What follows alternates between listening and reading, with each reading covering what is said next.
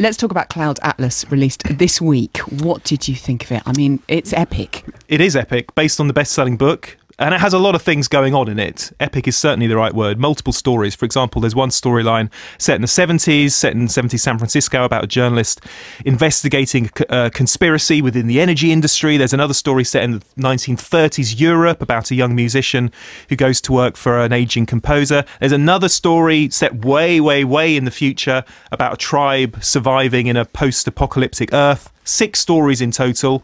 The film drops in on each of them over this massive running time, 172 minutes, co-directed by Tom Tykwer, who made his name with Run Lola Run back in the day, and the Wachowskis, who made the Matrix movies. And the whole point of the thing is to say, look, these stories are all radically different, but ultimately we're all connected. Just because there are hundreds of years separating these characters doesn't mean that they're not linked. And lives don't actually just end with a full stop. They carry on resonating through time, affecting future generations. And one way that the directors use of conveying this is to use the same actors in the different stories. So it's a great cast list. Tom Hanks and Halle Berry and Jim Broadbent and Ben Whishaw and Hugh Grant, amongst others, Susan Sarandon. They play a variety of different parts. So they crop up in all the different storylines. But apparently their directions were to play each character as if they had the same soul. So as if they were sort of a reincarnation of previous characters.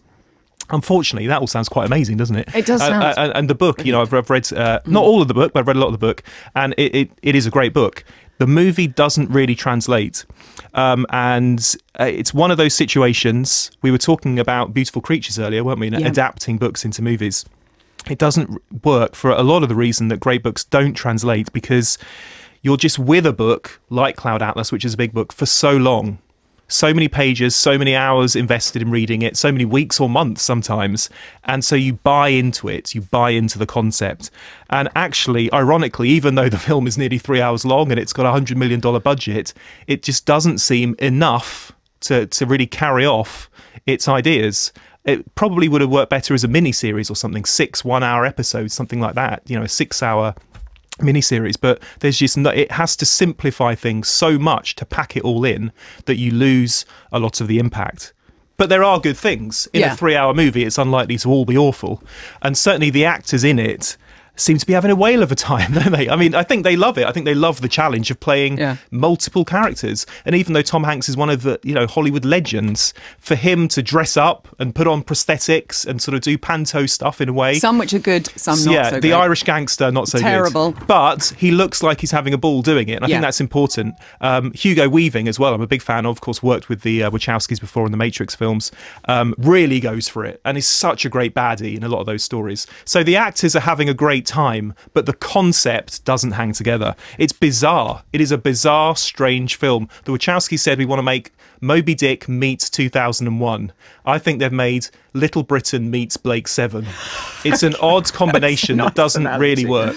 It's a strange one, because there are, for example, there were 3 of the stories that I quite enjoyed. The Robert Frobisher story with Ben Whishaw as the sort of young I can't even say that word. The assistant to the composer. I loved that story, and I really loved his relationship with his real love, who was played by James Darcy brilliantly. Again, I love that story. I would like to have seen more of it. I really did quite enjoy the Son Mai story. It's all about a fabricant. It's all very futuristic. And Duna Bai, I think that's how you say her name, is an extraordinary actress.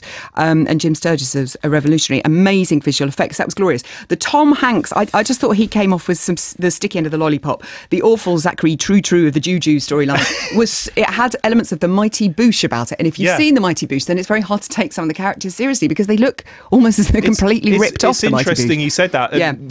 Same reason I said Little Britain, also League of Gentlemen as well. The idea of people dressing up in these weird outfits and funny masks, and it's quite difficult for the moods which swings around so much from fast to really serious stuff to futuristic stuff. It's difficult to stay on board a story like that is so all over the place. I know, it is all over the place, but there are, like you say, some great performances in it, and I think worth seeing for the good bits. Yeah, because it's odd. I mean, it's a misfire, and in the States it hasn't really done very well, but it's worth seeing just because it's so crazy.